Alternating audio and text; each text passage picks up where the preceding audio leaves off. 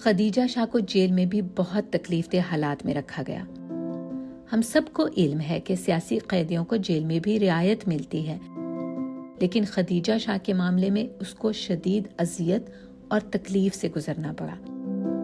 اس کو P T I کی پابند سلاسل خواتین سے الگ کر دیا گیا اور اس کو سزا یافتہ مجرم خواتین کی بیرک میں 7 ماہ تک رکھا گیا۔ اس کے پیچھے کیا وجہ ہو سکتی ہے؟ کیا وہ سابق آرمی چیف جنرل آصف نواز جنجوعہ کی نواسی تھی، اس لیے اس کے ساتھ یہ سلوک روا رکھا گیا؟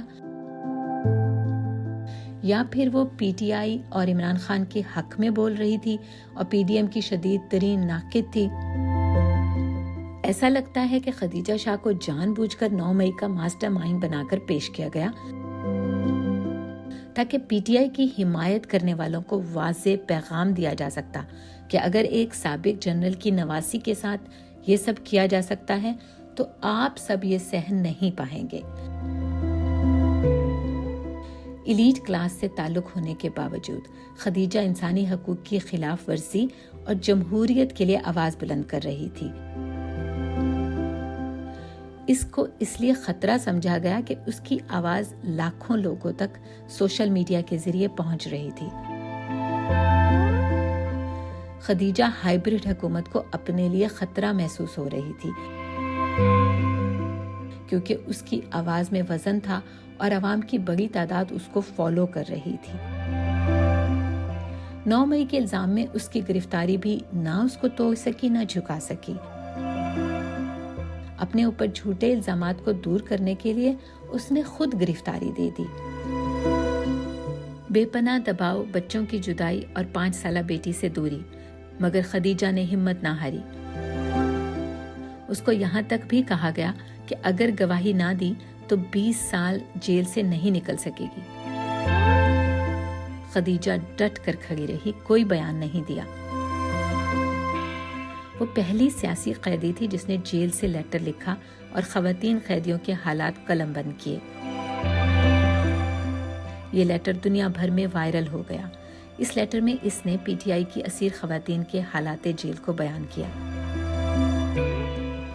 اس وقت بھی وہ اپنے سے زیادہ دوسروں کے لیے فکر مند تھی۔ جب پنجاب میں اس کے خلاف تمام تر ہتھ کنڈے ناکام ہو گئے تو اس کو بلوچستان بھیج دیا گیا۔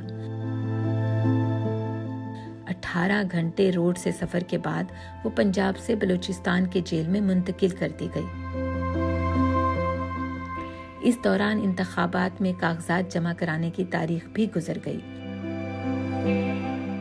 جب کوئٹہ کی عدالت نے خدیجہ کے خلاف کوئی ٹھوس ثبوت نہیں دیکھا تو 8 ماہ بعد اس کی رہائی عمل میں آئی۔ پنجاب میں اب بھی اس پر بہت سے کیسز ہیں اور اس کا نام ایگزٹ کنٹرول لسٹ میں شامل ہے۔ کچھ عرصہ قبل جب ہماری ملاقات ہوئی تو میں اس کی ہمت کی داد دیے بنا نہ رہ سکی۔ متانت و وقار اس کی شخصیت کا حصہ ہے، حب الوطنی اس کے خون میں شامل ہے۔ جیل بھی اس کی ہمت کو توڑ نہیں سکی۔ وہ اب بھی پاکستان کو لے کر فکر مند ہے۔ وہ دوبارہ سے ہمت کر کے اپنے کام میں مصروف ہے۔ اس نے مجھے بتایا کہ اس کی پرورش میں اس کی نانی اماں اور نانا ابو جنرل آصف نواز جنجوعہ کا کلیدی کردار ہے۔ اس نے بتایا کہ وہ 3 ماہ کی تھی تو اپنے نانا نانی کی آغوش میں آ گئی اور ان کی حیات تک پرورش انہی کے ہاں ہوئی۔ اس نے کہا میں جو کچھ بھی ہوں اپنے نانا کی بدولت ہوں۔ میرے نانا نے کبھی اپنے اصولوں پر سمجھوتا نہیں کیا، میں بھی ان کے اصولوں کی پاسداری کر رہی ہوں۔ میں کبھی کسی کے خلاف جھوٹی گواہی نہیں دے سکتی۔